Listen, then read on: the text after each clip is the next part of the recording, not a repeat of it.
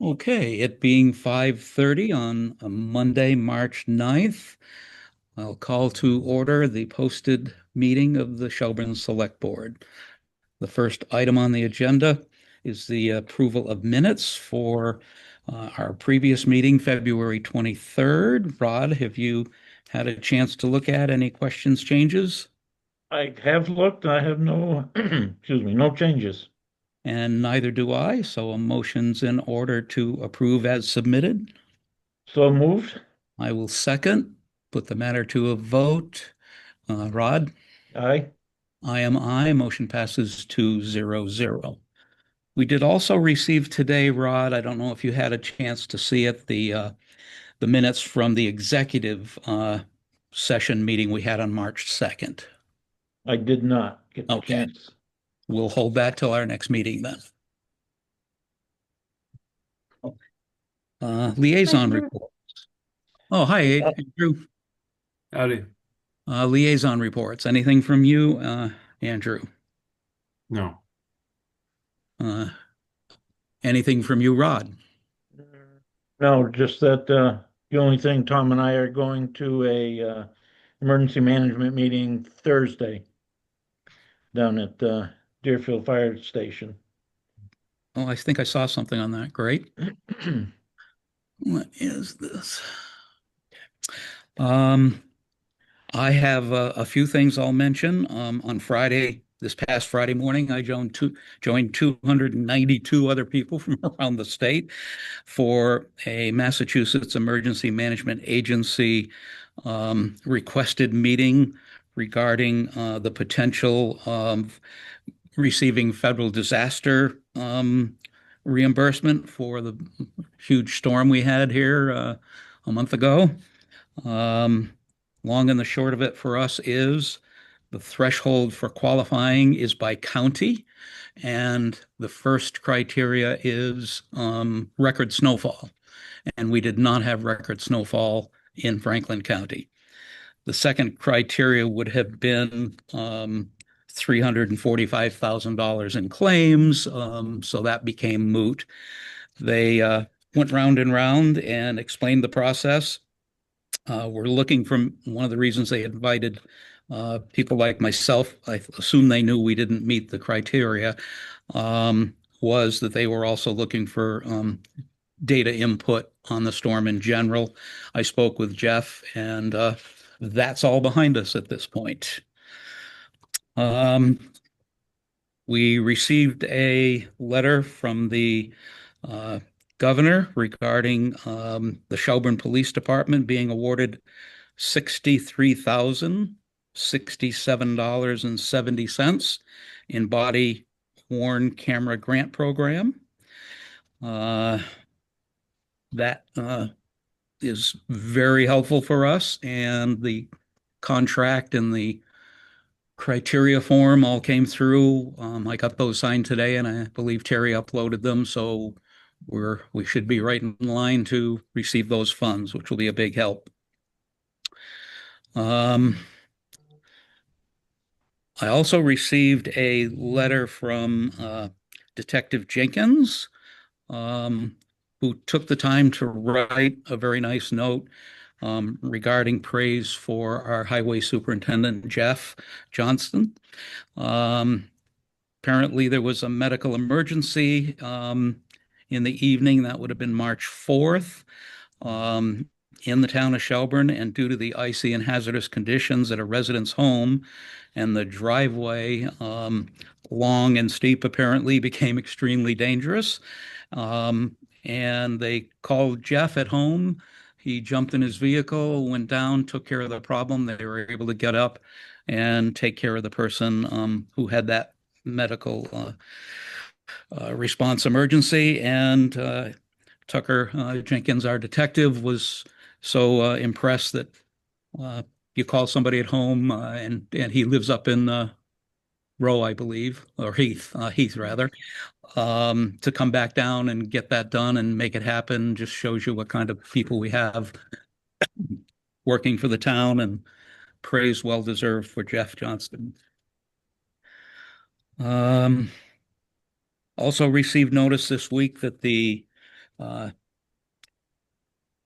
DLTA, I love acronyms, not. District Local Technical Assistance funding has been announced by the Mass Executive Office of Housing and Livable Communities for the calendar year. That's the things you recall. We gave our top three choices of things we'd like to see happen from the COG in the following year. They narrowed down the money that they were able to get to include one that was high on our list, which was the West County EMS sharing proposal. So they'll be working on that. One of the items they also listed that they'll be dealing with those funds was the downtown district support to the tune of 10 grand. You recall that's the coordinator position, the pilot program, which I wasn't a fan of in the get-go. I believe it's been over a year, still never met them, had any input from them, not feeling good about it, but they're throwing another 10 grand at that. Municipal training workshops, regionalization of other services, rural advocacy, and one-stop grant application assistance are the items that they will be providing under that DLTA grant. Rick, Yes. just a note on your last comment. I did agree to meet with Christian LaPlante, who is that coordinator you just spoke of, on Wednesday at 9 at the Village Information Center. He's scheduled a joint meeting with representatives from Shelburne and Buckland to update us on his work. So I'll have more to share after that. Well, good. Glad to hear that. Seemed like it was kind of dead water there for quite a while, so I'm glad to hear that. I think that's all of the things that I have to bring you up to date on. We have the Finance Committee joining us tonight for our appointments. We have four. Could be a little bit of a long evening. We'll be starting with the Memorial Day Committee, then Hill Cemetery, Town Clerk, and then the Mohawk Trail Regional School District. Those will begin at 5:45, and I don't see anybody on from the Memorial Day Committee, so we'll wait a bit for that. We can jump down to old business. There's nothing new on that at this point. Mechanic Street survey. New business, Cowell Gym maintenance account. We have something in our packet. I wasn't prepared to drop that far down tonight, but let's this quickly.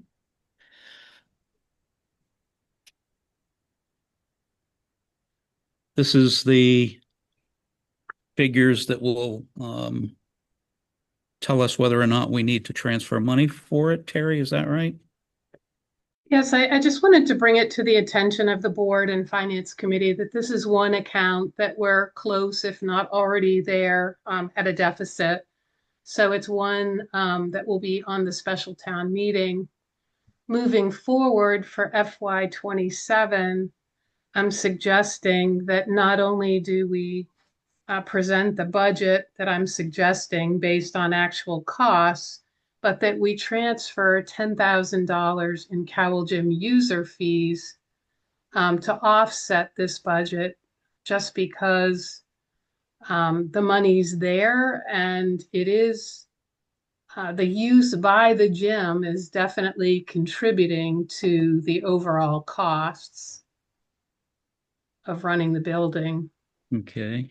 And you did supply us the itemization of that for a potential town meeting articles and transfer from a reserve account and Memorial Hall expense.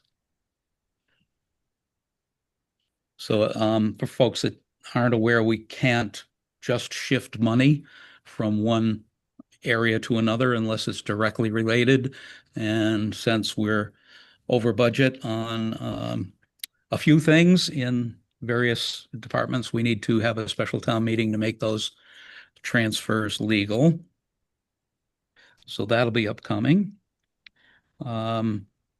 Terry Walker, we have a proposed MOU for fiscal year 27 for highway grant writing services. And I don't think we expected Jeff to speak to that tonight, did we? No, we did not. It is a memorandum of understanding that is brought before the board each year. It's slightly higher than the previous year, but she's also been hugely successful in obtaining several grants through MassWorks for the highway department.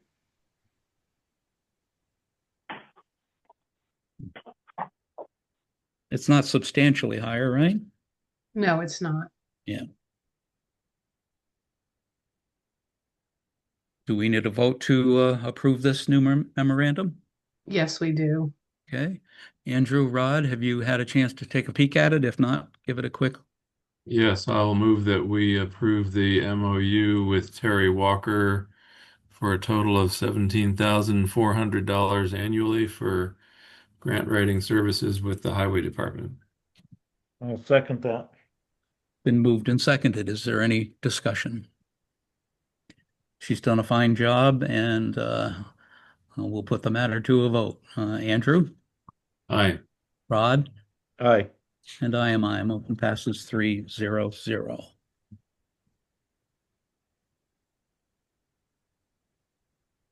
So back to that Cowell Gym maintenance account issue and others, we need to pick a date for that special town meeting as well. Is it normally a particular day of the week?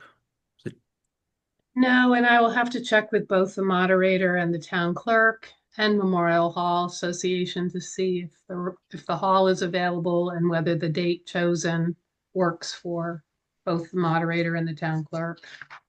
So should we maybe pick 2 dates? Yes, please. Okay. Any suggestions? Terry, you're on top of it.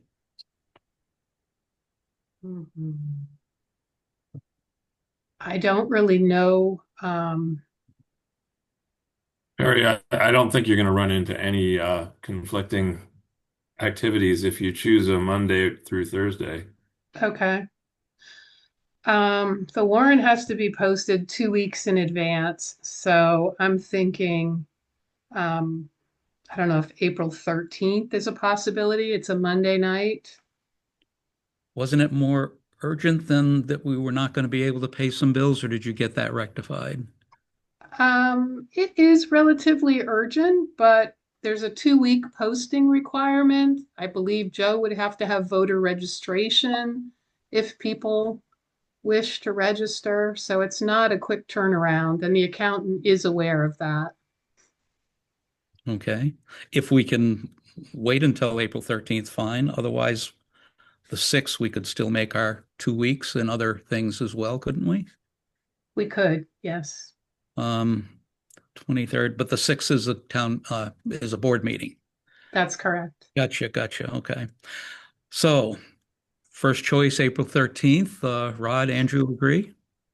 Great. Yes. We could also do the 8th of April if you wanted to do it sooner. I'm good with either of those. All right, I will throw those dates out to the town clerk and moderator. The finance committee, do those dates work for you? Okay, can't hear you, but I see a head nodding. You're Now, muted. now you can hear us. There Now you can are. say yeah. Okay, either of those, Monday the 13th or Wednesday the 8th.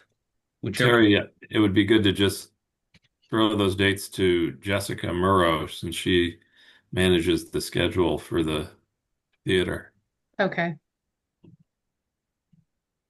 And she can just confirm on the one you pick. okay. And if she does have any conflicting things, she can let you know. I strongly doubt there's any weekday activity going on. All right, thank you. So going back to item A in new business, the Cowell Excel sheet that you gave us for the previous budgets up to this current one and the specialty meeting articles, do you need any action on those or strictly informational? Strictly information at this point.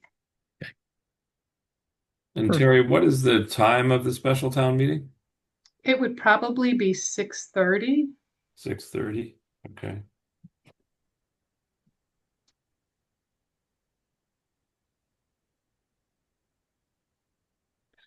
I'm not sure who the caller is.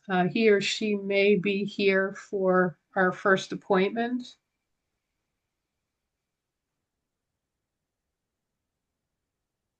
Could you identify yourself, caller? I see you're not muted. The 625 number, 9792. Yeah, this is that's Dave Kearney. I'm here for Memorial Day. Gotcha. That is the first appointment at 5:45. We're there. Who would be speaking? Actually, Dave, are you a full member or an auxiliary member? I believe I'm a full member, sir. Okay, I couldn't recall. And Joe, right? Yes, absolutely. And just for informational purposes, I just got a call from Doug, who is down at the post, and the post just purchased a new computer and they're having difficulty logging into the meeting. They're trying and hopefully they'll be able to join us, but they're furious at it right now. Okay. That was Joe Judd you're talking about? No, I'm Joe Moynihan. No, I know. Oh, I thought you were referencing who was trying to log in. Yeah, Doug March, March. the post commander. Yeah. Yes, I know Doug. Oh, they're actually coming into my basement right now. So get ready for the blaze of beauty. Gather around, folks.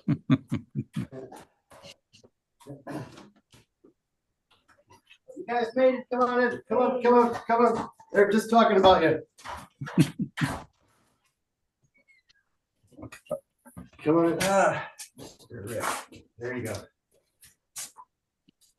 Say hello. Hi, Rick. There you go. Good evening. How are you doing? No complaints. Yourself? I got many. You got time? No. We got a long night. Well, good. So we are here to talk about your budget for the next fiscal year.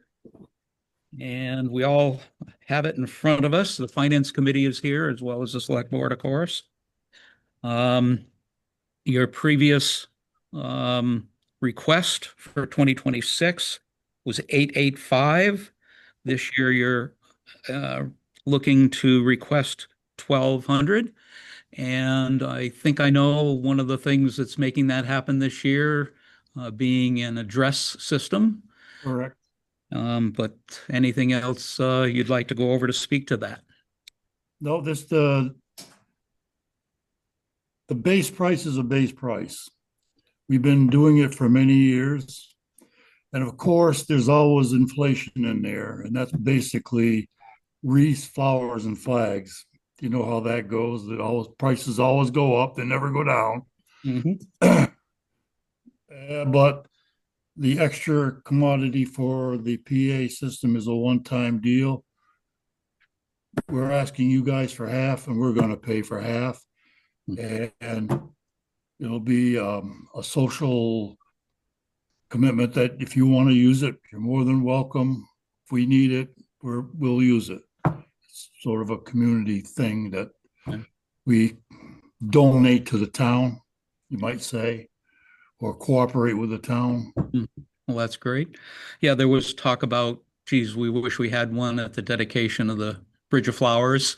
I heard that story. There was like 20 rows deep, maybe, and I was towards the back, and I didn't hear a word. So it would have been nice to have there, but we don't own one, and to share that would be great. And I think one of the impetus is the word spoken from the bridge itself to people over on the Iron Bridge that, again, can't be heard. So right, we've had that issue for many years, and we tried to correct it, but I guess this is really the best path to go. Yeah. And also, it would also probably be used at Arms Cemetery for the ceremony. Mm-hmm. Therefore, we wouldn't have to pay somebody else to set up a broadcast system. So it's money saved in the long run. And as you said, a one-time expense split. One-time expense. Okay. Finance Committee, any comments, questions, discussion? Is any request being made from the town of Buckland? I'm sorry, I didn't get that. He asked if money was requested for Memorial Day from the town of Buckland. No, they're a separate entity. They have their own program. We don't get involved in that other than to support their ceremony. And where is their ceremony held? Buckland Center at the Society, Mary Lion Church. Okay. Any other questions, Finance? Andrew, any questions, Rod? Yeah, Rick, I have a question. Just if you are proposing to have a shared PA system, where will it live and how will people know how to access it if they want to share it? Oh, we can either keep it in our location, or you can keep it in your location, whichever you find more feasible. That's fine with us. We have no issues with that. We're just going to use a Memorial Day, as far as I know. You people probably would use it more than us anyway. So if you want to store it, you're more than welcome. Just as long as we can have access to it.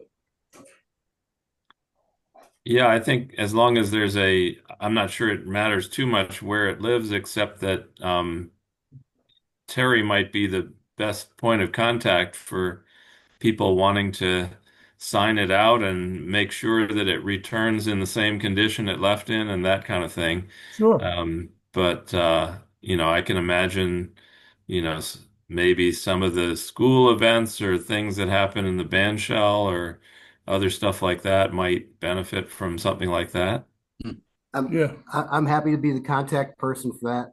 And there have been instances where folks from the senior center have wanted to use a PA system, and it's really, I think, for the benefit of the community. So it's meant to be a community thing. I'd happily be the point person and get it to, or allow whoever needs it to get it, because it'll be used.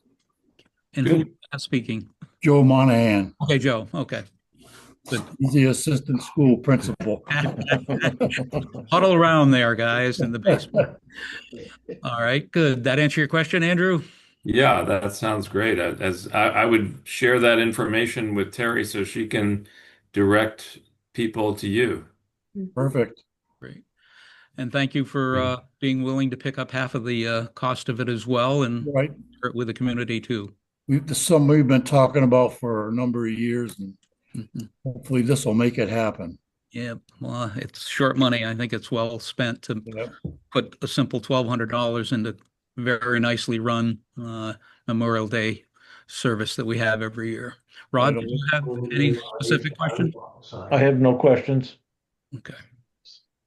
Great. I think you've answered all of our questions, and appreciate you coming before us. Sorry you had to scramble to to get here, but you sure did, and you made it. That's all right. That's one thing, Rick. We're all getting up in age. No, we won't admit it. But anyway, I think this is going to be a good foundation where at least we got something in place that can be carried on for years and years upon our demise or passing or retirement or whatever. That's the one we'll look at. I think that's the full foundation of this. Yeah, I agree. Yeah. And you got some younger fellows in there too. Dave Carney's on, I think. Yeah. Yes. With us tonight by phone. So you definitely have another generation there Yep. coming forward. Excellent, man. Good. Well, we thank you very much. We thank you very much. Have a good evening. You too. Bye. Okay. Our next appointment is for 6 o'clock with Hill Cemetery. And I assume that would be Joe and perhaps other members of his committee.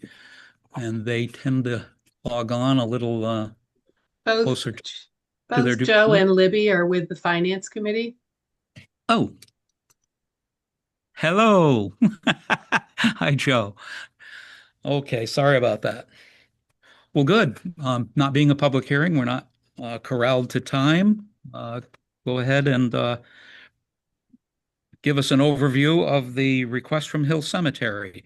In a nutshell, your 2026 request was 11.7, and you're dropping that to 9.2 for the next fiscal year. The math is in there in the middle, but if you want to give a quick thumbnail version of that. I think you're still muted. Yeah, you're all set. This is too sensitive. I think I'm gonna go home next time. Yeah, maybe I should look at that a little bit. Yes, I mean, basically, the budget is down. I mean, we're up a little bit in lawn care because we know that's gonna be changing this year. We're out right now looking for other numbers. We're waiting on that, but we know it won't be any less than this based on two numbers that we've gotten so far. Supplies is always marginal. We don't need a lot of supplies, but sometimes we do. It's there. The spring work, as you can see, that's in relation to the restoration of the headstones. Because we worked last year with the CPC account, or I'm sorry, the CPC committee, and then went to town meeting, who allowed us $8,000 for the project of completing the restoration of the headstones. We feel we don't really, once those are done, we don't feel we'll be able to ask the town for, $6,000 any longer, because we're just not going to need it. We honestly believe, Libby, myself, and Lonnie York, that moving forward, if there's 3 or 4 or 5 headstones a year that need some work because something happened, we'll have more than enough money here with the 2,500 to take care of that. And if we need more, then we'll either come back to the town or we'll go to the CPC, which has been our plan all along. So we're giving that money back because honestly, we just don't need it. Great. The $1,000 for the tree work, that's always good to have, because we do have things happen up there where we have a lost tree every now and then, or it lands on the wall and we need to get it off as soon as we can. And the GPR imaging, I'm awaiting an invoice on that right now, and we're planning a meeting at our last Hill Cemetery Commission meeting. We discussed meeting with our group from Giassi, who is our imaging people, and we're going to be meeting with them next month. We're going to actually do a walkthrough of the cemetery, so he can show us a little bit more about what he's done.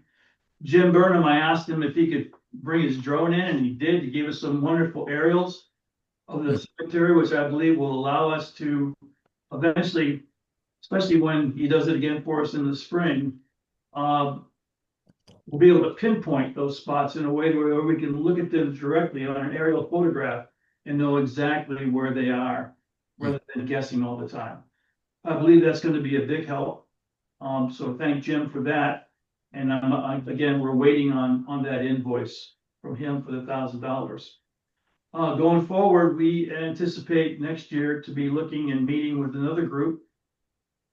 This may be a long-range project. It may take a year or longer before we get into it, but we have plans that's going to make it even easier to access plot sites up there than what we hope the drones will give us. So we're excited about what that may bring. It costs money, of course, but we don't expect to go to the town for that. We discussed it for the last year, and we expect that we'll be moving in the direction of the CPC money for that. So if you have questions for us, but that's pretty much it. Libby, do you have anything to add? Nope. Okay. Well, obviously, the biggest change there, with a slight increase in lawn care, which you basically don't have a lot of control over, is the reduction of the headstone money from 6,000 to 2,500, request from fiscal 26 to fiscal 27. So, Finance Committee, give you first dibs. Any questions, comments, thoughts? I don't have any questions, yeah. All set here. Thank you, yeah. Very good. Andrew or Rod? I have no questions. I do have a question. What is the $2,500 for? The $2,500 is in the event that we've always had an account there a budget there in the event that, we need to restore we need to restore a headstone, we need to repair a headstone. It'd be But nice, it, it would be nice to have a little cushion there in the event that something does happen and we need the money to repair something. If we don't, then it just goes back to the town next year. but you said you have $8,000 from the CPC committee We for do. that purpose. No, that purpose is to, basically what we're trying to do this year, and the reason why we got that $8,000 is to restore every headstone that's left that we haven't already restored. With the $6,000 that we have from last year and that 8,000, we'll be able to complete the entire cemetery within, we hope, either this fall or by the spring of next year. So that money is already intact and in place, and it's accounted for. This 2,500 is for the new year, which if something were to happen, just something were to happen, if we had a microburst, In in anticipation that something might happen, then we have money there that we can go and get our fellow out here to repair those stones if something were to happen. Like a tree falling and breaking. Yeah, like a tree falling on a stone or a microburst or something else that might happen. Something Mother Nature dishes up. Yeah, it's just a little cushion in the event that something happens, that's all. But in terms of budgeting forward, why not ask for that money from the CPC? Well, I missed the deadline. Well, it's also not. Is There's that a lot of unlimited funds though. Yeah, out there, it's so- not unlimited funds, but to be truthful about it, I mean, I heard your comment, Andrew, from the December 15th meeting, which I intend to talk to you about under my budget. And as I'm sure you're aware of, I missed my deadline. Okay. The deadline was November of 2025. It was So actually September of 2025. Well, I was told it was November. Matters not. I missed the deadline. Yeah. So basically, and I wouldn't go for that. I believe it's important that the town supports this cemetery in some fashion. And I'll continue to talk about that as we move forward. Well, the CPC money is town money. It's I'm just aware. that by utilizing it, we get to get a 50% rebate from the state when we use that pot of money for those eligible projects. And so since it sounds like you have a pretty good handle on what's eligible in terms of filling the historic preservation budget, why not go for the 50% rebate? You're still asking the voters for town money to go into this pot. Andrew, It's that just- makes absolutely no sense at all. This is Yeah, exactly. this is a little fund of money, a kiddie call it, if you will, Yeah. a reserve funds for the unexpected damage to headstones in the next fiscal year. You cannot go to CPC and say, hey, wouldn't it be great for me to get some of your money and hold it in an account that we don't know if we're going to spend it or not? They would not entertain that. It's not what that CPC money's for. Okay. Yeah, I agree with you, Rick, on that. I'm just feeling like every single department should be looking at that pot of money and saying, do we have eligible projects to go into that pot? Because where else do you get a chance to get a 50% discount? It has nothing to do He's with done that, I believe. He has done that. Done that. It just isn't, in this particular instance, it doesn't apply the same way as it does to the restoration of the headstones that they're currently doing. This is just in case Mother Nature drops a tree on, they can't anticipate. I understand the distinction. Thank you. Okay. I'm beating the drum for using that money and getting the state to match us.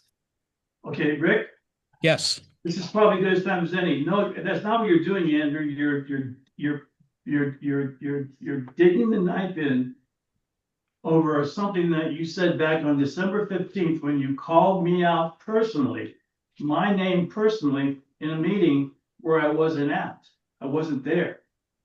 And you held me out, and you clearly said you would not look kindly on me coming back on my projects if I came back for more money, which I heard that last year. We went to the CPC last year. We asked for money. The town said yes. And we're going to complete those stones. There are a lot of people who have plots in that cemetery and a lot of family who are constituents of ours. It's important to them that that cemetery be cared for. And the Cemetery Commission intends to see that happen. So, number one, I would appreciate you understanding that I understand that personally, because you called me out personally. So I'm telling you personally, I do.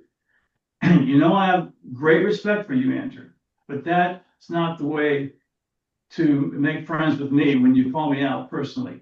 And second, I got your message. I missed the deadline. And you're familiar with that. So I missed the deadline. Next year, if I need it or our committee thinks that we need it, I will not miss the deadline.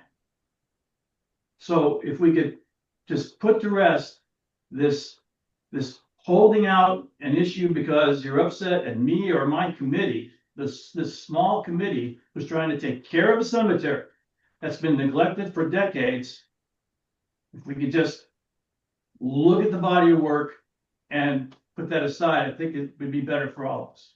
This is our budget. Thank you, Joe. I apologize if I offended you there.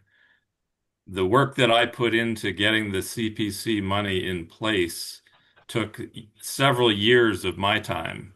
Yep. And I want to make sure that every single department in the town is making use of an opportunity to save the town money.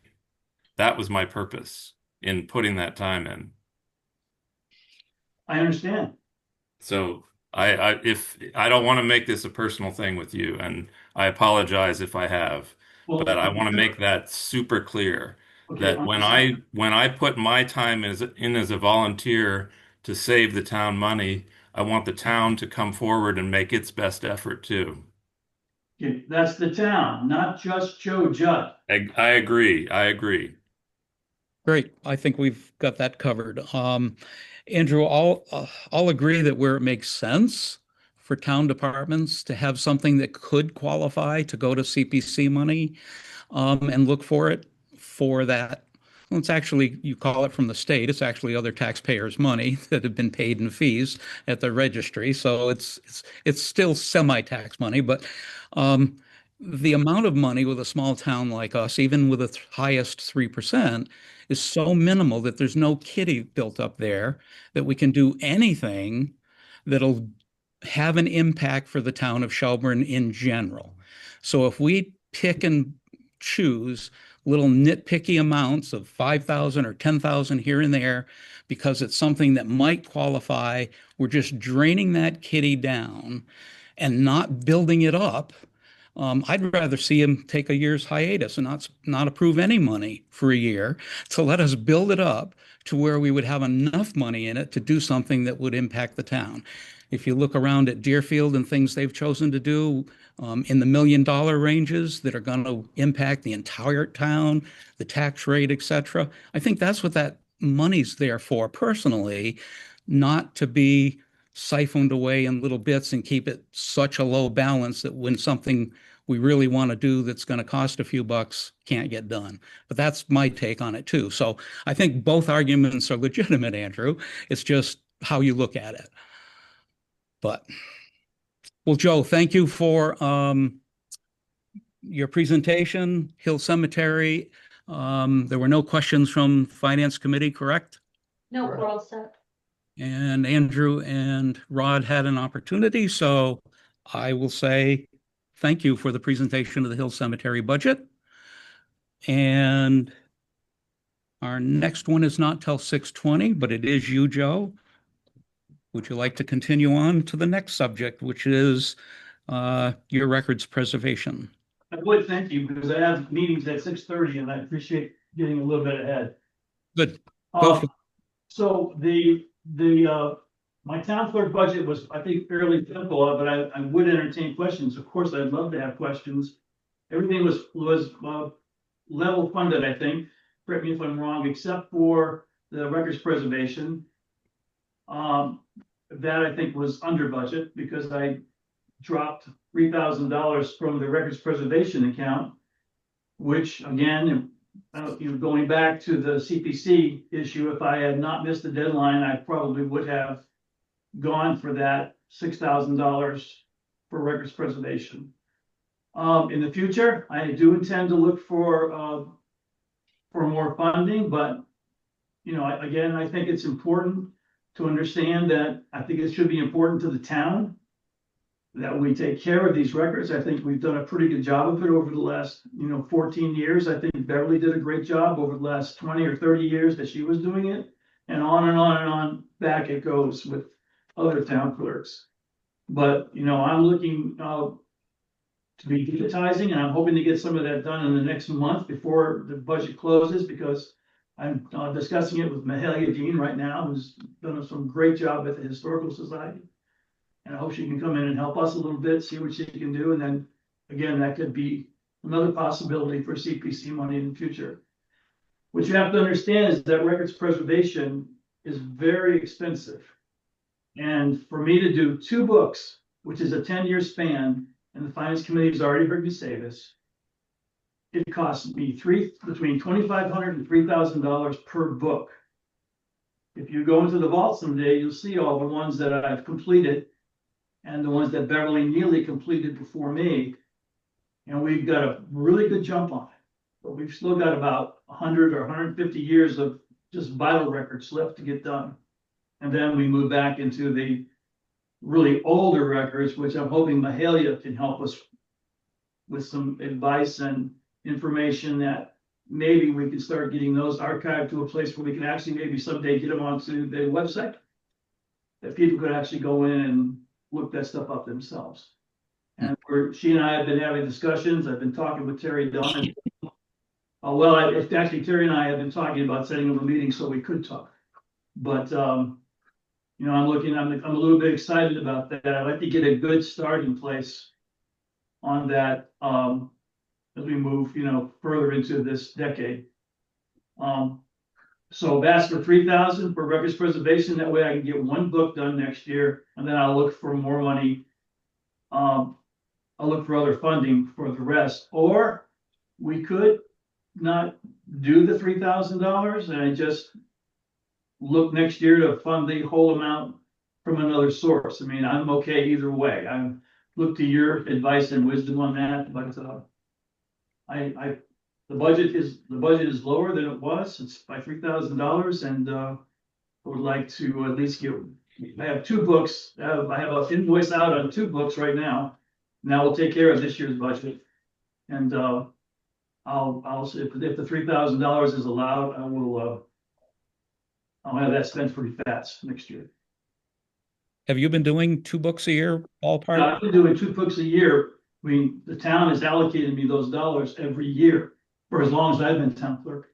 So why are you going to only do 1 book this year? Well, because I think that, I'm, despite how it made me feel when this thing happened back in December, when Andrew sort of, made his comment, I do understand what he's saying. And I talked to the Finance Committee about it. And in ways, they agree with Andrew.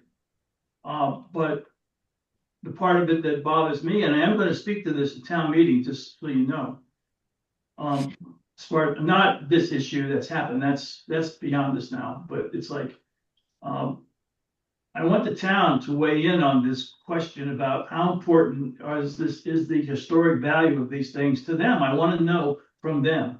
And town meeting, I think, is a good forum for that, to have a 10-minute discussion on how important are these records to you. To me, what I've learned over the years that I've lived here, that they're tremendously important. I'm dug into these historic treasures that we have in the town, and I want to save them and I want to preserve them.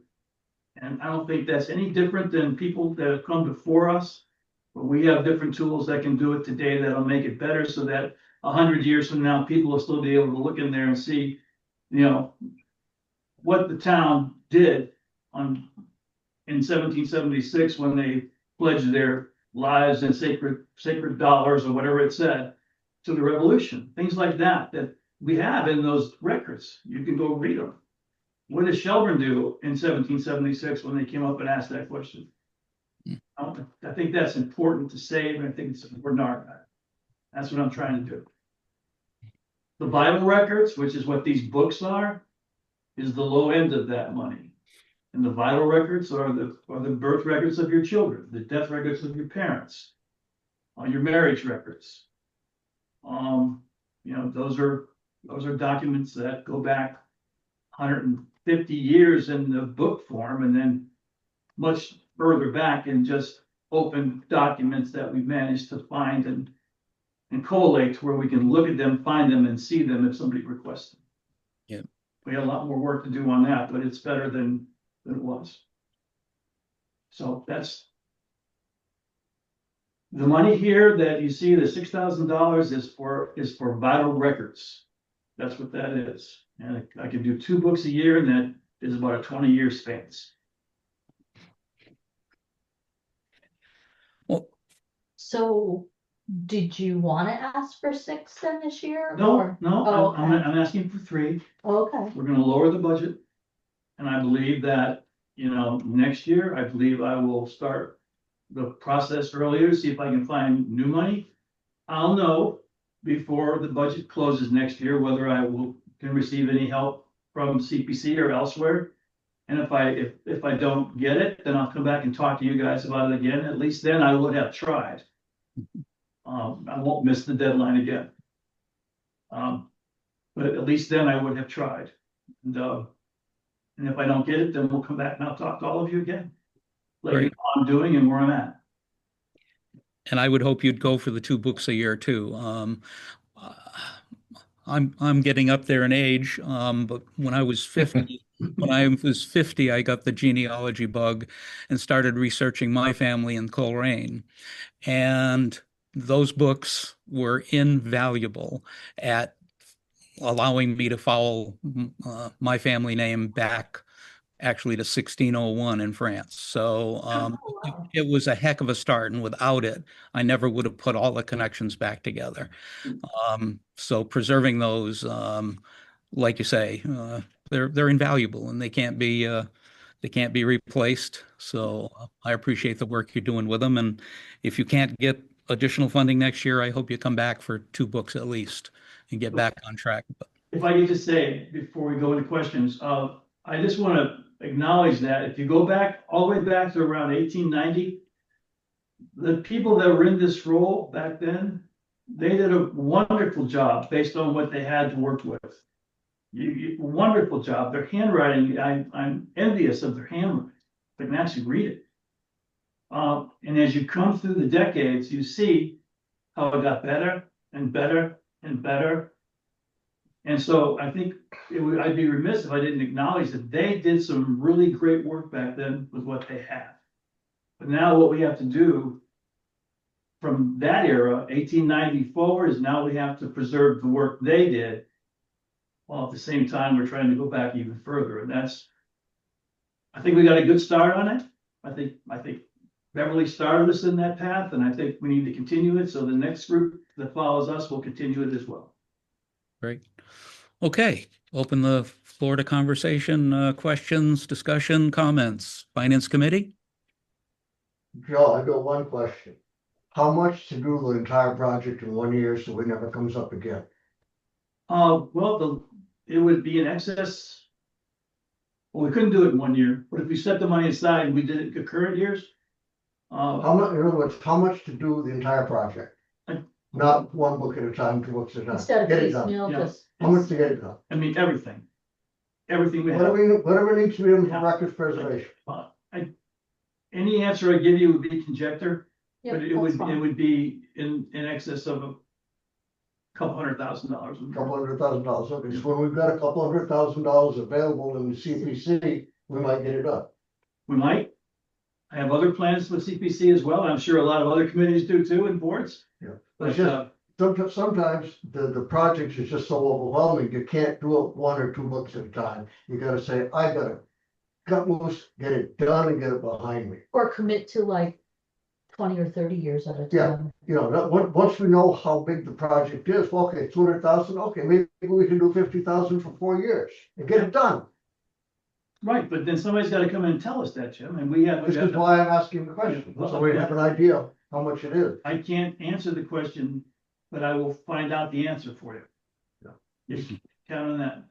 I know the people and I know who to ask, and I will ask them to come in and take an inventory of all halls. And it's not gonna get any cheaper. No, Let's get it done so we don't have the risk of losing these records. That might make your potential request at CPC next year a bigger number that would certainly benefit the entire town by having those records preserved. So all food for thought. Good question, Jim. Any other finance committee questions or comments? no, I think I'm good. Rod, any questions or comments? No, I was just gonna suggest what Jim suggested. Yeah, yeah, it kind of makes sense to do a bigger It batch. does. After viewing them, I would really hate to lose anything in that vault. Andrew, any comments or questions? Just to share another perspective on state tax dollars. You mentioned that the matching money from the CPC comes from real estate transfer fees. Right. That is true. And most of those fees do not come from Shelburne. Mhm. Therefore, I said taxpayers. right. And when we put the $110,000 of federal ARPA money into Memorial Hall elevator, that was taxpayer money too. We were borrowing that from our grandchildren. Exactly. Exactly. So not all of it is taxpayer money, and it comes in different ways and in different accounts. But the salient point is it's not on the Shelburne town budget. Right. So we are asking for help from taxpayers outside of Shelburne to do those projects when we do them. That's the benefit that made that undertaking helpful to the town of Shelburne. Oh, there's no question about it. I agree 100% with that. Okay. Just wanted to make sure we're all singing from the same hymnal here in terms of how we understand our local, state, and federal tax dollars. Terrific. All right. Well, thank you very much for that presentation, Joe. You can make your 6:30 meeting, I think. I think I can, so I just gotta walk across the road. Thank you. Excellent. You'll make it in 7 minutes. Right on time. I think I can sit for a few minutes, 7 minutes. Are we muted, Jim? Okay, our next item on our agenda this evening is 640 with the Mohawk Trail Regional School District. But I don't see any of them on this early, so why don't we jump back down to any other business. Our next meeting is March 23rd. We're actually well booked for that meeting, and Terry's actually taking bookings for April 6th already. We definitely have the spring volume of business coming our way. So March 23rd is our next official select board meeting. Memorial Hall Association capital request for $15,500 is on our list under any other business, and I see Mr. Jim Kessler is on. Yes.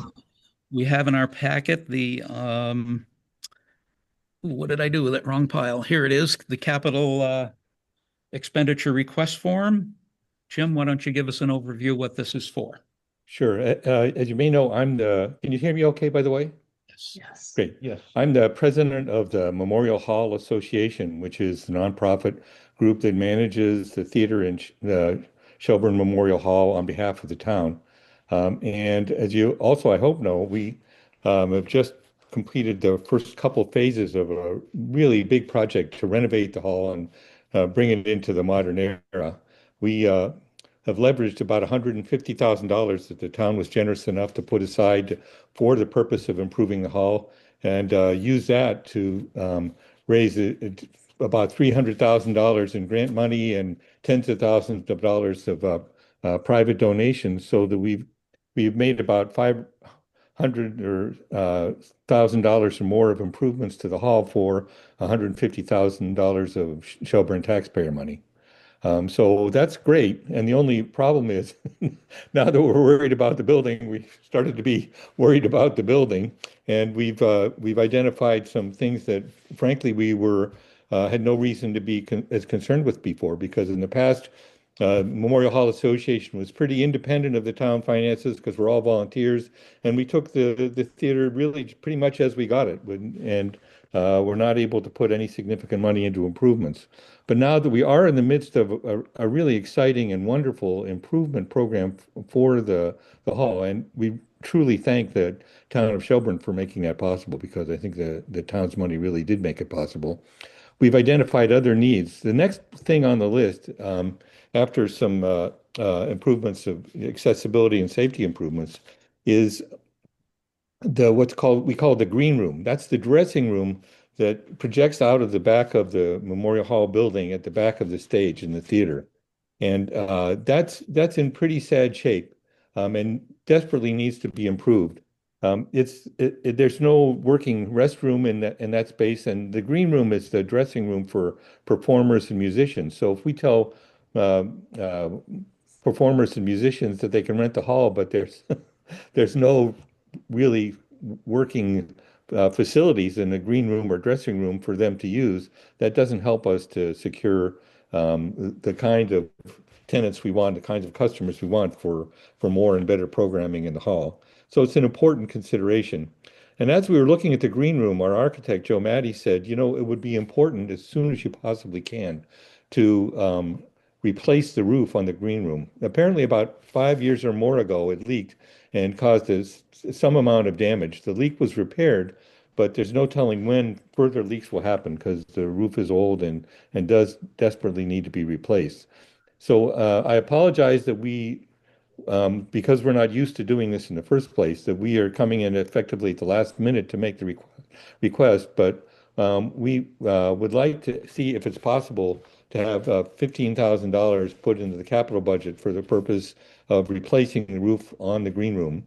And that will allow us to preserve the integrity of the green room. And as soon as we're able to raise the other funds, go forward with our project to renovate and improve it, and really improve the workability and usability of the entire theater space. So that's a request, and I'd be happy to answer any questions you have about it. Okay. The estimate on the request is 15.5, right? Yes. And you got that estimate from Joe Matty, the architect. That's from Joe Matty, and we'll be working to bring to make that more precise. I understand that it may be necessary to put this out to bid because it's over $10,000. So we'll be making more precise and find out exactly what's going to be involved. But Joe thinks that amount should be enough to replace the roof on the green room as it stands. So this would be a capital request that would have to go to town meeting, correct? Yes. Yes. And Finance Committee, are you listening even though your camera's off? Perhaps not. They're still on mute. I should have asked them before they closed up. Andrew, any comment? They may not realize that this agenda item is being discussed even, so I don't know if there's any way to let them know, but I don't know if they read the chat or not, but we could let them know by that. Yeah, no, I'm in support of this request. I've been attending the Memorial Hall meetings as sort of the town's liaison to the capital project, sort of helping with the funds on the public side at the local, state, and federal levels. And the other piece of this story, I think Jim gave you a good backdrop on phase 1 and 2 that got us $500,000 worth of improvements. But phase 3 is really the next step that we have just engaged Joe Matty to help us design. Now, just And let it go. and that's really Until next everything time. else that we have on the list. There And you it's go. quite a big laundry list.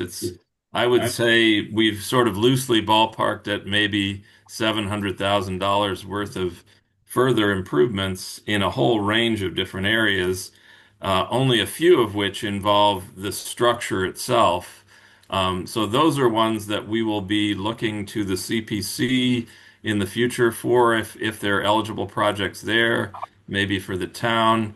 And once we have a more fleshed out and refined phase three presentation, I think we'd all like to sit down together and sort of go over that so that we can bring the select board into the process in terms of understanding the entire scope of the capital campaign. But this is, just sort of emerging as a small to-do within the timeline that we have now because the green room is not in good shape and roof work is something you don't want to let sit around. I did ask the Finance Committee to pop back on, and I see they are there. Thank you very much for popping back on. If you had the earlier agenda, you didn't know one item, a capital request item that came in late, and we're bringing it up under any other business. And I wanted you guys to have a chance to weigh in on it while Jim is here. Jim Kessler is here from the Memorial Hall Association. Kind of, as I say, very late coming in, but we do need to deal with it. It's a capital request for $15,500 to replace the roof on what's called the green room, which is the wooden construction cantilevered room off the back of Memorial Hall. It's out the back of the stage if you're inside, but it's kind of hung out in the air there. And the roof leaked 5 years ago, caused damage, was patched.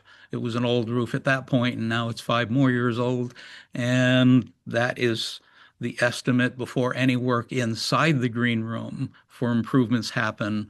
It would be prudent to get that roof replaced, and thus the kind of last minute request for a capital item to go to town meeting.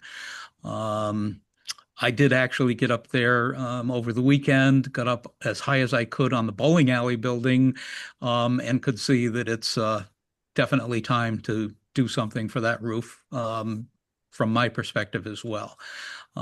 It's not huge, but it's not small either, and it is cantilevered up there. So it's not like a ground floor shed roof that needs to be dealt with. It'll be a project. So at first I said, that's a lot of money to replace a small roof. But then when I looked at it and where it is, it's probably right in there. And Joe Matty should know, he provided the estimate. So that's a thumbnail. Did I miss anything, Terry?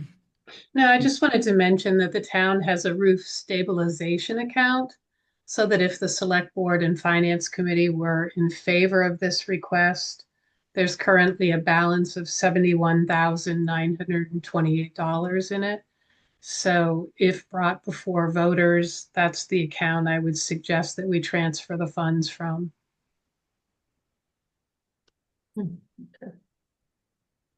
That makes total sense. Rod, any comments, questions? No, not at this time. Finance Committee? Would you like to? Yeah, so we can still, it's past the deadline, but we can still get it on Yes, for town meeting? Okay. yes. And it seems like from what you're saying, Rick, if we don't address this now, we can incur a larger cost down the road. Well, maybe not a larger cost, but damage to the inside. Their next phase of improvements to Memorial Hall, if I understand it right, correct me if I'm wrong, is to improve the green room. And that's the area where the water damage happened previously 5 years ago when it leaked. So kind of proactively sealing it off. Right, so if we don't deal with this now, there will be other problems we're gonna have to address later on. Most likely. All right.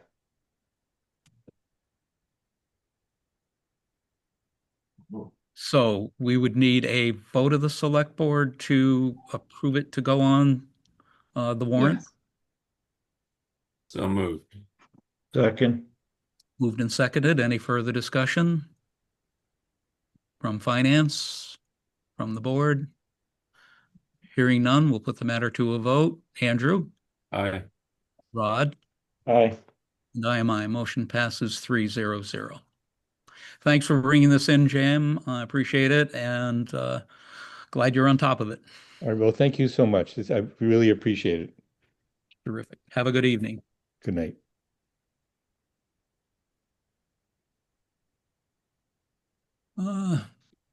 We're 5 minutes out from Mohawk. We could start that early or jump ahead to one. Let's do one more quick, easy one, because they may be waiting for the superintendent. Under any other business, we have parade permit, the 46th Annual Bridge of Flowers Road Race. You'll see in your packet the request for that one-day parade or street use permit. We've done it every year of my 3-year term, and it's outlined with the streets and the time frame that it's done. And is there any questions or concerns from Andrew or Rod? I have no questions. No. Motion to approve the application for the use permit. So moved. Second. Moved and seconded. Any further discussion? Hearing none, we'll put the matter to a vote. Rod? Aye. Andrew? Aye. And I am aye. Motion passes 3-0-0. Thank you very much.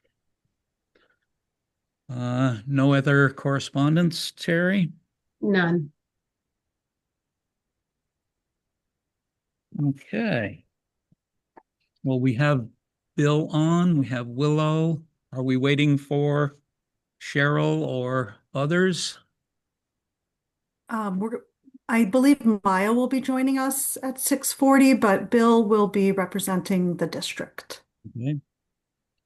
Good evening, Bill. Good evening. If you'd like to wait till 6:40 to see if Maya or anyone else joins in. If not, you're welcome to start up. I don't know, Bill, do you have a I'm good to start just sort of an introduction part of it that I was hoping just to do, and then I know Bill is gonna just I'm gonna share my screen, and Bill and I are gonna go through some slides and then share the budget as a whole. So I'm assuming Maya will be here very shortly. But I just want to first thank you all for taking the time to meet and to have this joint meeting together. I really appreciate your time and consideration and all of the emails that we've had back and forth and such. So I just wanted to say that first and foremost. Also, a huge thanks to Bill and his team. I will just share, this is my 3rd year on school committee in a while. I was on it, previously, but it's my 3rd time for this round, or 3rd year, in my 1st year on the budget subcommittee in quite some time. And I was really grateful to be on it this year. It's a really complicated year and a really complicated time. And the journey to get to where we were, there was a lot of decisions and some hard decisions that need to be made. Oh, I think Maya is here. Yay. Perfect. Oh, I have to do a lot of things. Hi. I was literally just starting just to talk a little bit about the budget journey. So it's been 20 seconds. But anyway, I just wanted to say that it has definitely been a lot of work. We've received some town input along the way just to also get that information as well. There's been a couple towns that have been involved. And in general, I think it was helpful for the whole community to sort of hear some of the other perspectives on that. I just want to say that the goal for me, and I know for the school committee and the administration, is to provide students with a strong, vibrant, rigorous education for our community. We are balancing that against a hard budget year, and we also are balancing that against what the towns can afford. So I just want to acknowledge all of that up front. I know Bill is going to go through some slides with you that I'm going to share, but just to kind of bring to the forefront some of the things that we are dealing with. As we all know, state aid is flat. It is barely millimeters of an increase every year, does not address the needs that we have. We have been cut with rural aid, so we're dealing with those cuts as well, where we were anticipating a larger amount. We're also dealing with increases to fixed costs that are just a part of running a district, that we can't, that these are costs that we just have, insurance, special education costs, transportation, electricity, all of the things that we all know about. They go up every year. That means that when we have flat state aid cuts to other places, we're forced to look at other ways of cutting our budget. And so I will share, and Bill, please let me know if I'm misrepresenting. I know that in the past, the school committee has used other funds to try to help with assessments, including school choice and E&D. And that too, there's only a limited amount of that. So last year we used 1.7 million, I believe, in school choice to help bring the percentages down. And this year we're only able to use 1.1 million. But we did agree as a school committee to increase our E&D to 450,000. So it's all laid out in the budget. But again, it's just trying to figure out how best to help both the budget and the towns afford, and also make sure ultimately at the heart of it that our students are getting the education that they deserve. So that is just a little bit. I don't know, Maya, I'm happy for you to hop in at any point, and I'm happy to also share the slides, but I at least wanted to start with that. But yeah, I mean, I feel like I just joined the school committee this last June, so I'm seeing a lot of these things for the first time, and or at least this close up, and I just have been impressed by the district's bill and the district's attention to trying to make as many cuts as possible so that we can keep this as affordable for the towns as possible. And they have, every week leading up to this, they're letting us know that they've been able to chop off a little bit more and a little bit more and a little bit more to try to bring it down. And some of that is staff. We have already cut some staff, and I've got a kid in pre-K and a kid in second grade, and we have some special needs in our family, and we just we need this school district to be functioning well, and we'd like to see them they have many more years many more years here, and so we'd like to see this be as a system that is meeting their needs, so and I have been really, yes. So what I understand, the state is just the costs are going up, and the funding from the state is not. And we have a real problem with rural aid. The state is not funding rural schools the way that it should be, and it needs to be addressed. And I'm looking for ways. Personally, I'm looking for ways where there are people who are coming together and working to fix these problems, and I feel like the district is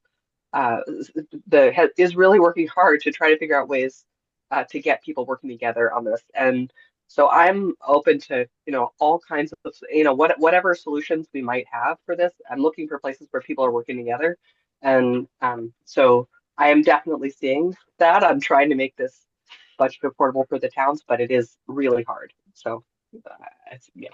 Well, thank you both. I should say we have so many people who do watch the recordings later and then give us feedback, that Maya and Willow are the Shelburne School Committee representatives.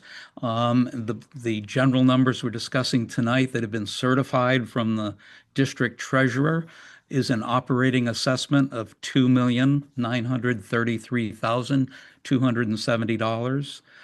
A transportation assessment, $226,644. Net capital assessment, $50,677. Our total assessment, $3,210,591.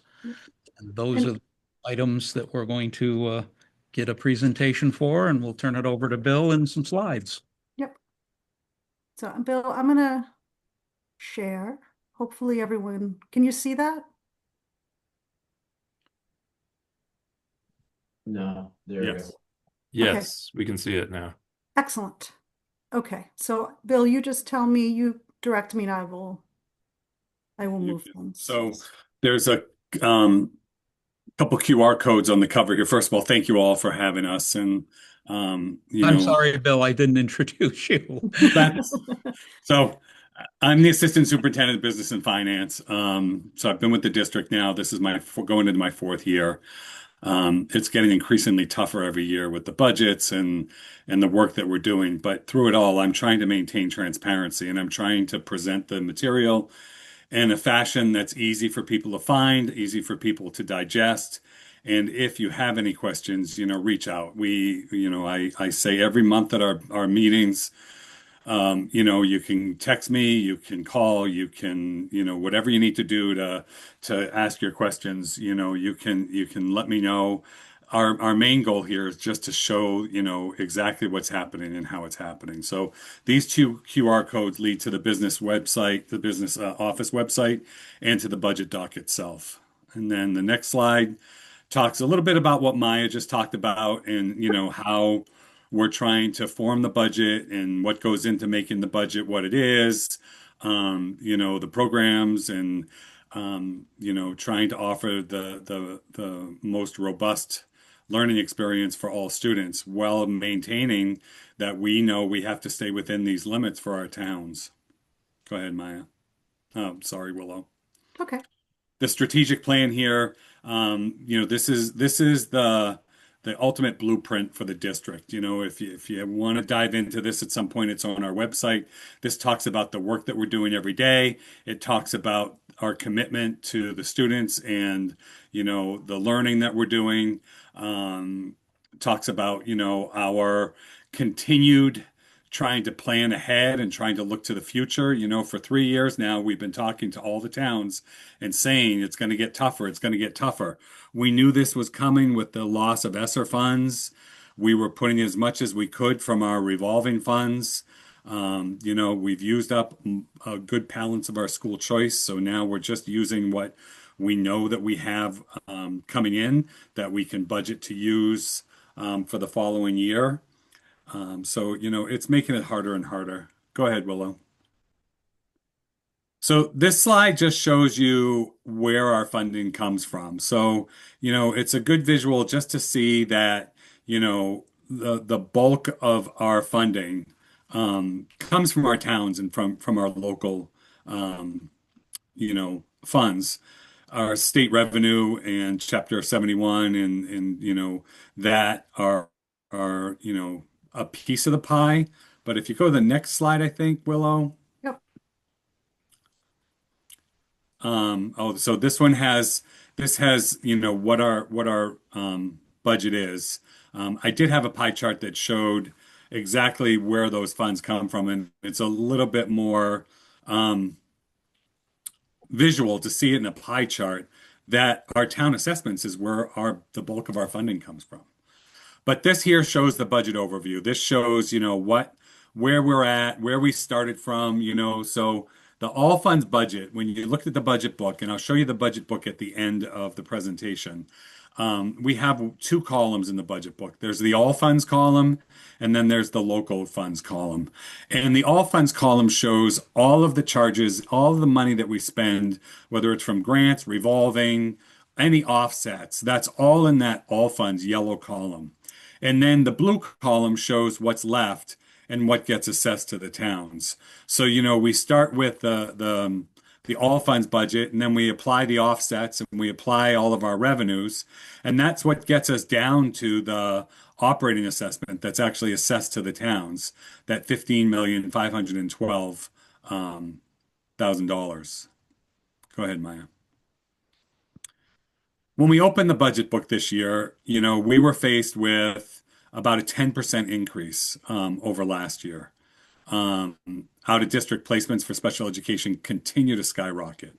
Transportation for special education, we have 19 bus routes for special education, and that had gone up this year approximately $800,000. We were able to get that down to this $558,000, but that was huge. And the reason for that is that, being rural and being out here far away, we're relying on whatever companies we can to get us that transportation and to be able to get our students to the placements that they need to get to. Insurance and benefits was scheduled to go up 13% this year.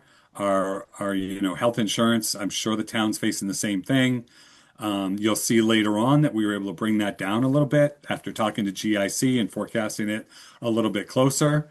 Salary increases, through contracts and yearly raises was about $800,000, and transportation itself was, about $78,000. So it was a 10% increase that we were facing. Go ahead, Maya. Willow.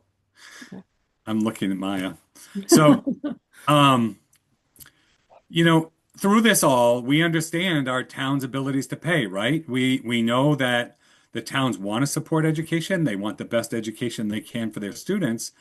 But you also have other budgets, and you also have levy limits, and you have your pieces of this. And we're very, very aware of that when we're going through all this. So, everything we do, whether it be negotiating contracts with our staff, whether it be, looking at entering into new contractual contracts with vendors or things like that, we're constantly aware of having to keep this cost down.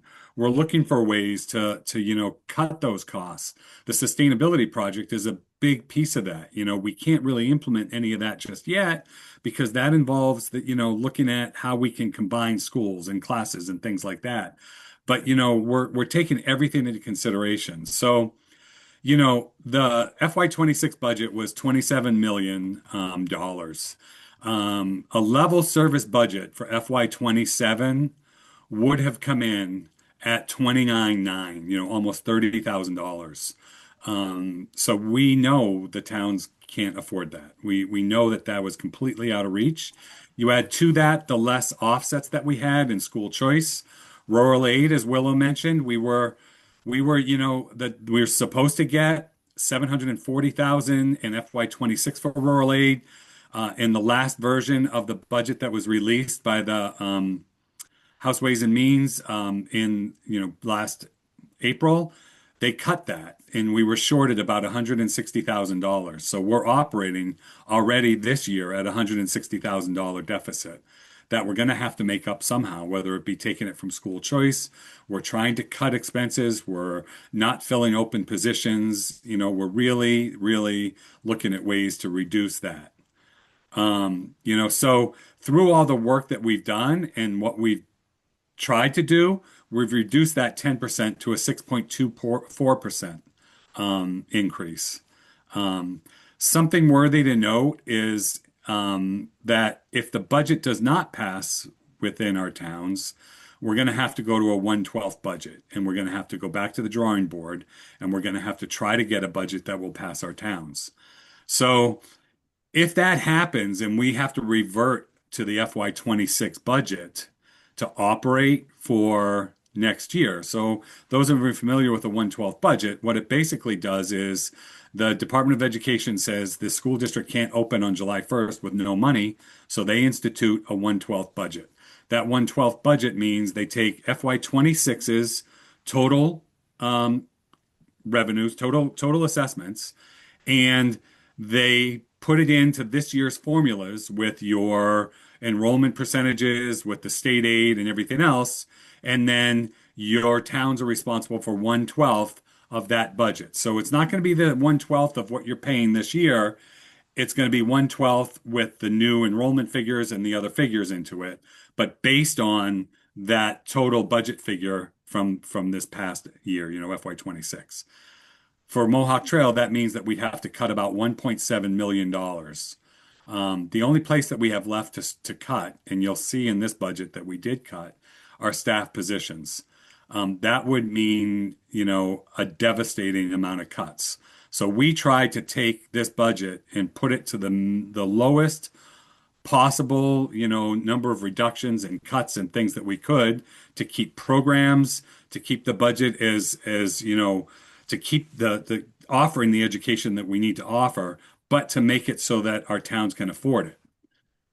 Go ahead, Willow.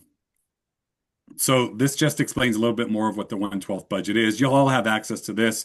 This slide presentation is on our website as well. This is what we presented at the um, public hearing, and it just talks a little bit about what that 1/12 budget is, and basically, again, it's just a way for us to have some revenue to operate every month when we open the doors on July 1st to pay staff, to pay expenses, utilities, things like that.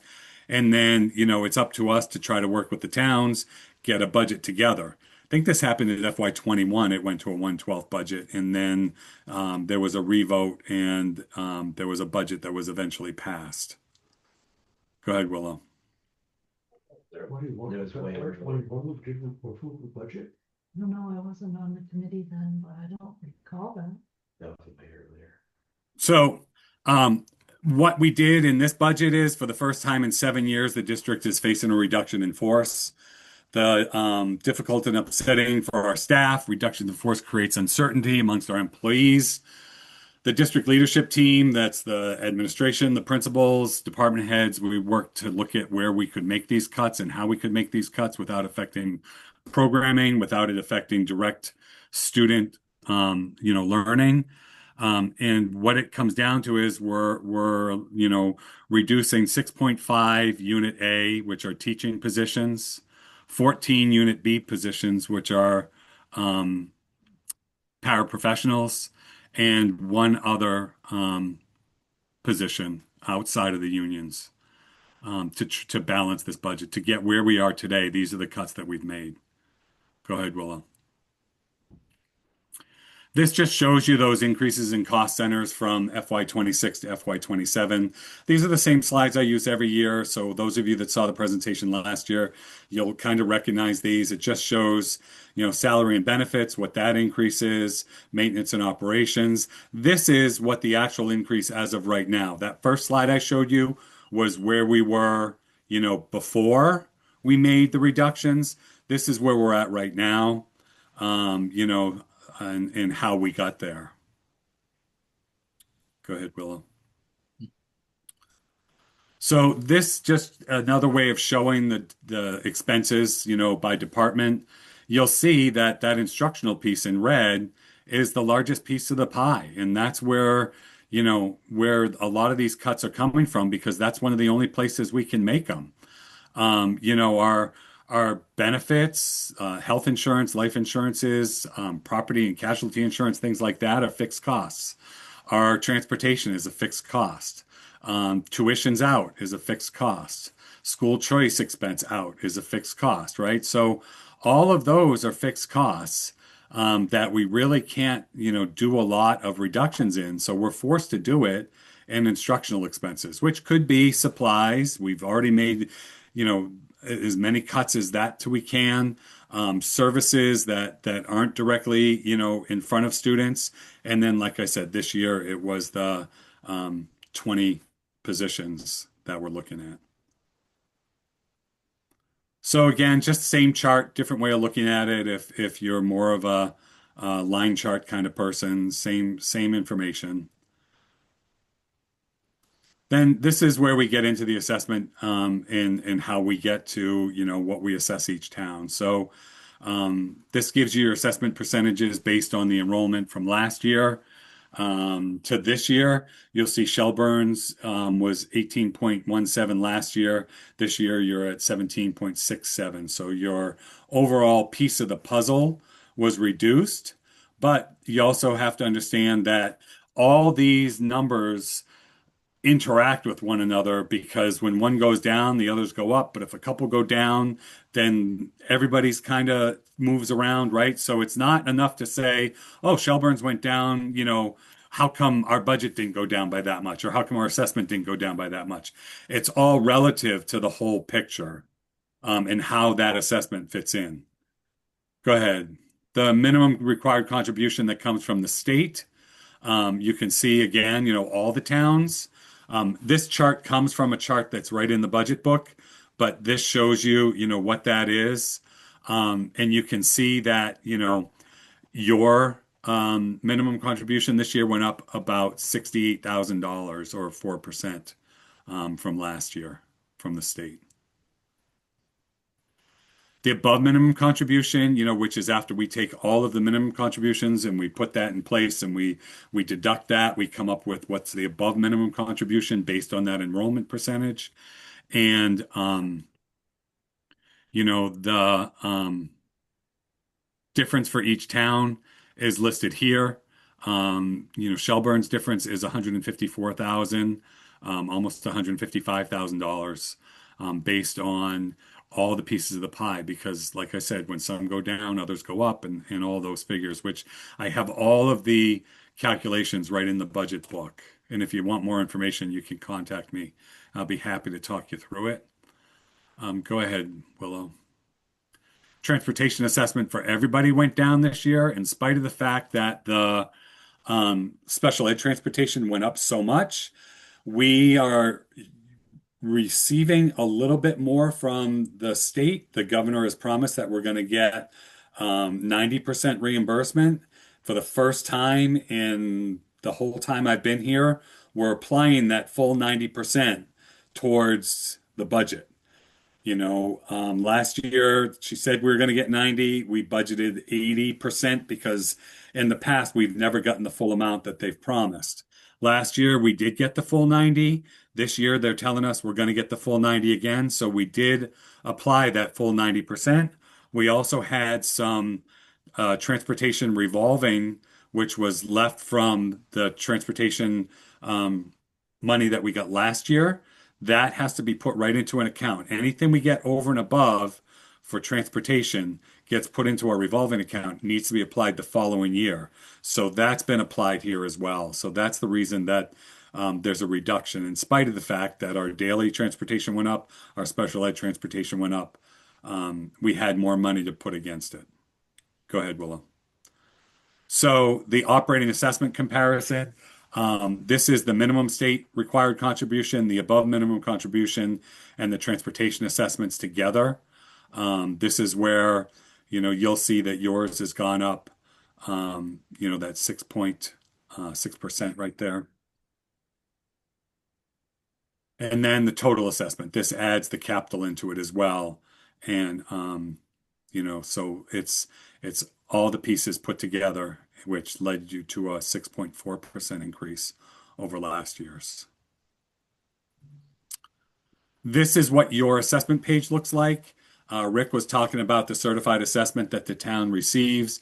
This is where that certified assessment comes from. It comes from this page in the budget book where it lists what your above minimum contribution is. It lists what your transportation assessment is.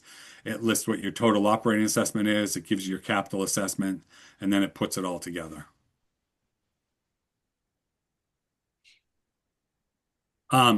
There's information in here on the sustainability study, and that information on where we're at with that. There's representatives from each town that have been attending those meetings. Our whole goal here is that we're trying to plan ahead, and we're trying to get here so that we're going to have less of these increases. And the way to do that is through the sustainability work and what we're figuring and how we can reduce this for, the long term. And then in the budget book, as well as here, there's links to all the information that we have. Maya's just going to open up the budget book link. I can stop sharing and do that. Willow, sorry. No, it's okay. No worries. I just want to make sure I'm opening the right thing. Yeah. Okay. Can you see that? Okay. It's not up yet. There you are. Okay. So in the budget book itself, same as every year, I have a notes update tab where every time that I've gone through this and I've put information in and changed it and added to it, there's a date and then what the changes were as we move forward.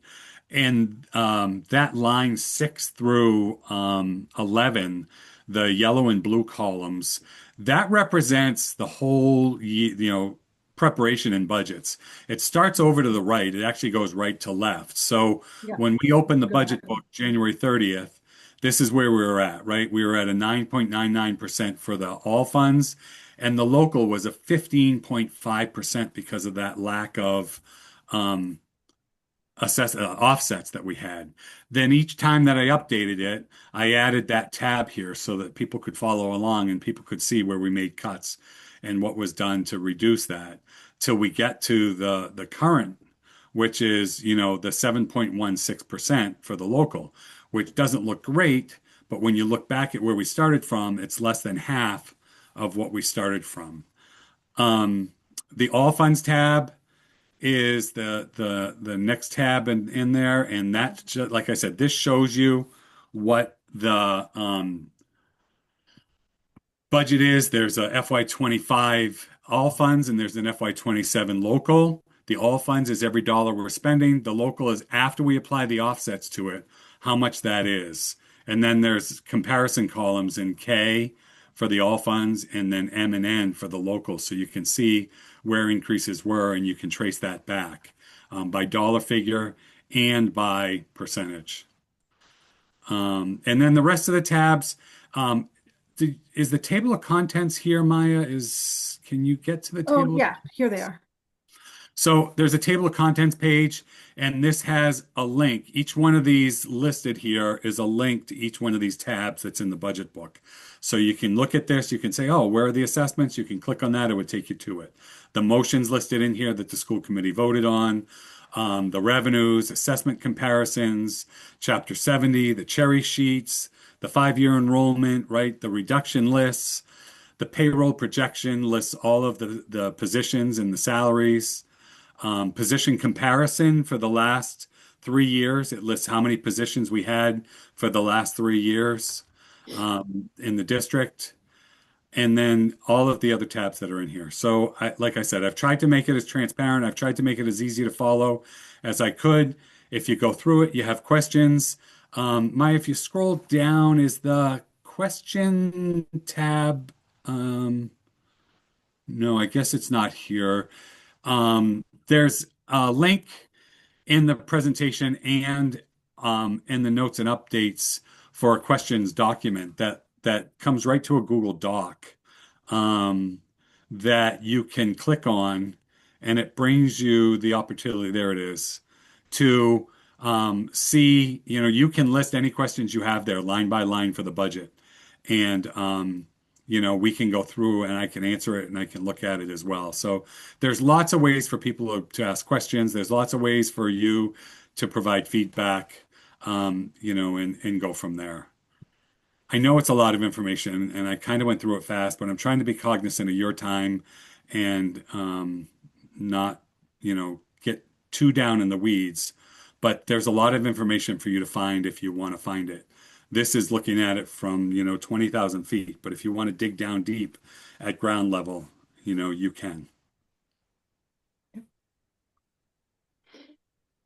Well, very in-depth, very coherent process of presentation of the information. I think hats off to you, Bill, for that. We may or may not like all the numbers, but such is life. But as you said, I think if you have a question about any of them, the information's right there, available 24/7. So good work on that. Finance Committee, any comments, questions for Bill, Willow, or Maya? I do have some questions, but maybe they would be better addressed, like Bill was saying, to them outside of this, because we could get in the weeds on some stuff. Okay. Maybe that would be the way to go. And like one thing I would like to say prior to this, I appreciate Willow and Maya trying to get a meeting with us before this meeting, but since we're short, we just couldn't make it work. So I do have some questions, but maybe I should address them directly to Bill. If there's some questions that I have, if I was a parent, some of the cuts that are being made, I might want to see a different direction going. Well, a parent in this district, I can address that to you. I don't know what we do about the overall numbers to make it palatable. There'd be a lot of cuts and you just can't do that. But I do have some questions on direction. Would that be something, just reach out to you guys after this and we could talk about? Yeah, you can send me an email if you want, and we can set up a time. That would be great. If you want to just give me a quick overview of your questions, if they're, if you want to just give me a quick overview, and then we can set up a call. If it's nothing, if there's not a lot to it, right, then I'm glad to just do it in a call. You know what I mean? But if it's something that's going to require some research or things like that, like a lot of times people say, well, how come this line changed from this number to this No, number? it's not that. It's more of the direction you're going with your cuts and what you've kept and what you're cutting, why. And it's some things like that and some of the other issues there. I can see some stuff that like I have questions on why it's a certain level, the funding for articles in there. But I could do that in an email to you that can come from the finance committee. Okay. Yep. Great. Perfect. Anyone else on finance committee with a question or comment? I guess I just have a question. You talked about different positions that are group A, group B, and then other for a total of, I forget how many positions that are going to be lost, 19, 20, something like that. Did we consider, so those are all coming directly, those are teachers, that's instructional, that'll directly affect the students in the classroom. Did we look at any administrative positions that might not directly affect the kids in the classroom, when we were looking at these cuts? Did. And, although when you look at the budget and you look at like the two district cost or the admin level cost, a lot of that isn't in personnel. Like our admin level is so small. And the people that are doing the work of a couple people already. So any positions that would be eliminated on the admin level would still have adverse or more adverse effects. Your curriculum director who makes sure that all of the curriculum is implemented correctly and sets up all the professional development and sets up, all those pieces of it, right? So, that's very important as well, and sometimes more important. The business office, people talk all the time, somebody even at the public hearing asked, why do we need an assistant superintendent if we have a superintendent? And, my title as assistant superintendent is I'm the business manager, and the Department of Education says you have to have a business manager. If you remember a couple years back, I was, named the assistant superintendent so that if for some reason the superintendent's out, I can just step in and I can make decisions and I can run the district on a day-to-day basis and things like that. The business office itself has 4 employees. We're running a $30 million budget. I would challenge you to find a private company that's running $30 million with 5 people. And that's what we're doing. You've got payables, you've got receivables, you've got, payroll and human resources. There's a lot. We wear many hats in the office, and it's hats off to the whole team because over the years they've lost a human resources person. They lost a second payables person, so now we're just down to what we're down to. And everybody that's there, assures that all this work that's being done is done to the best that it can be done. So we did consider that.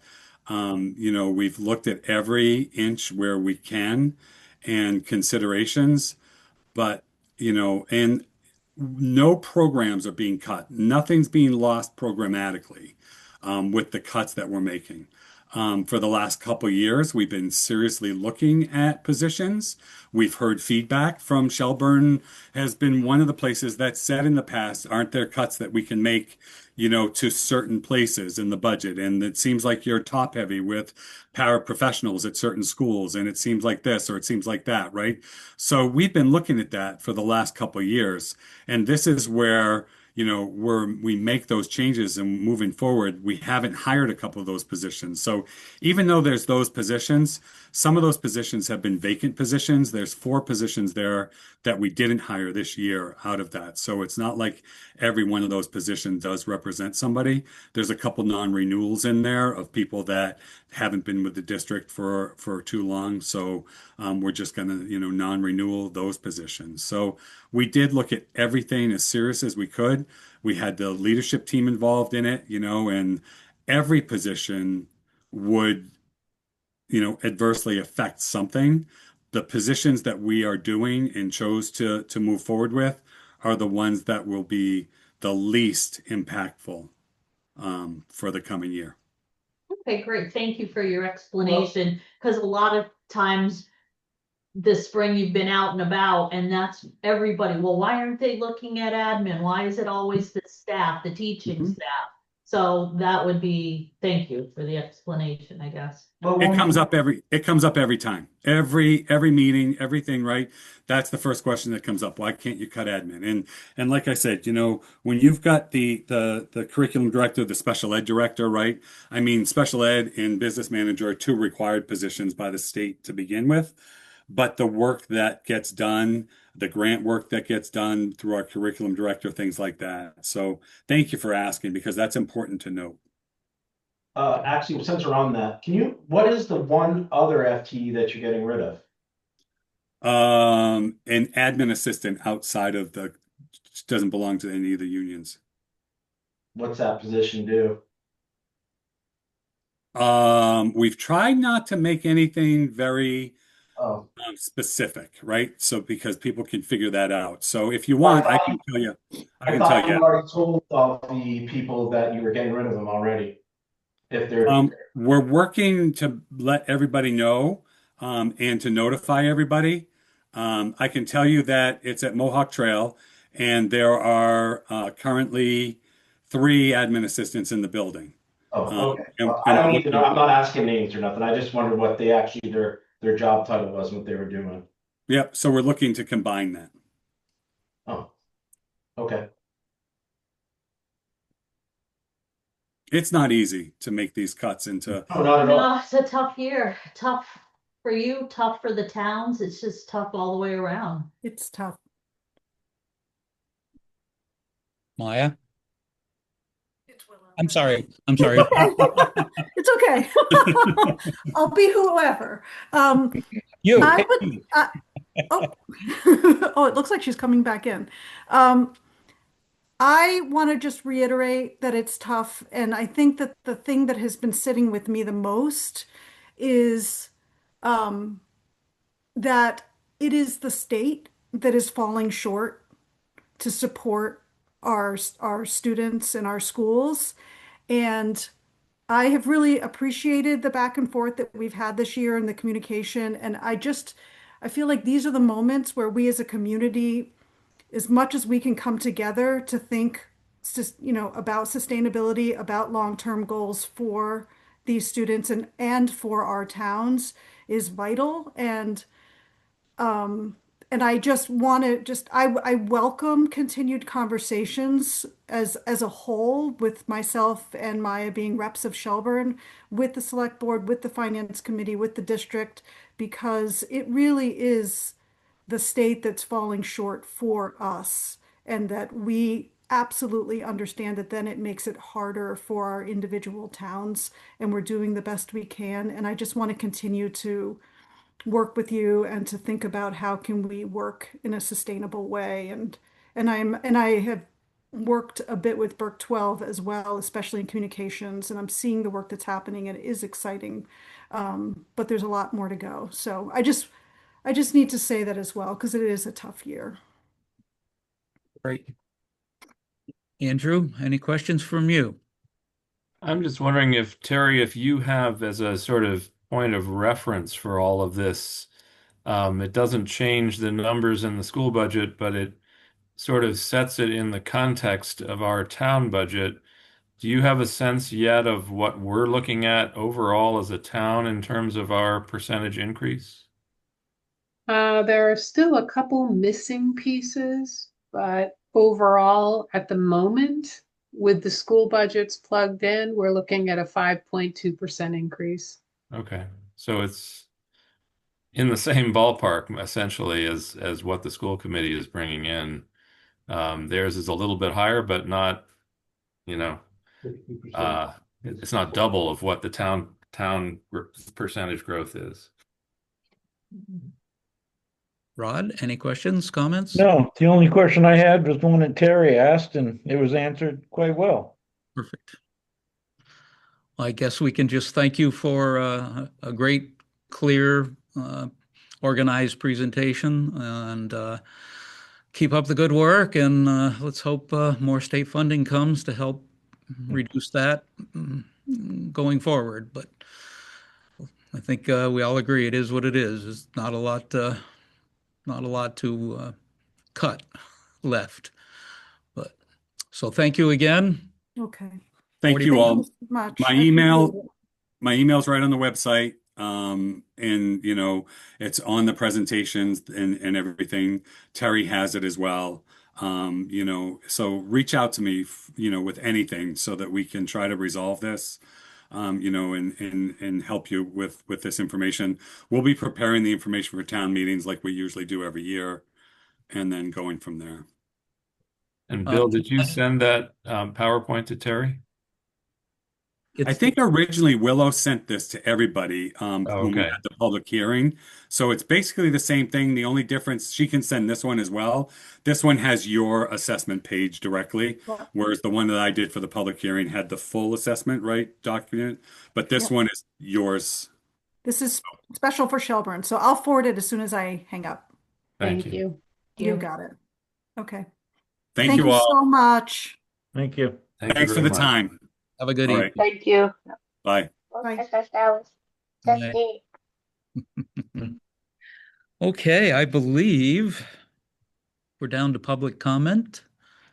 We don't have anyone from the public online at the moment. Are you all set with Finance Committee, Rick? We're going to adjourn. Awesome, thank you. Thank you, Have a guys. good night, guys. Good night. Good night. Night. So a motion to adjourn is in order. I make a motion, we adjourn? Second. Moved and seconded. Any discussion? Hearing none.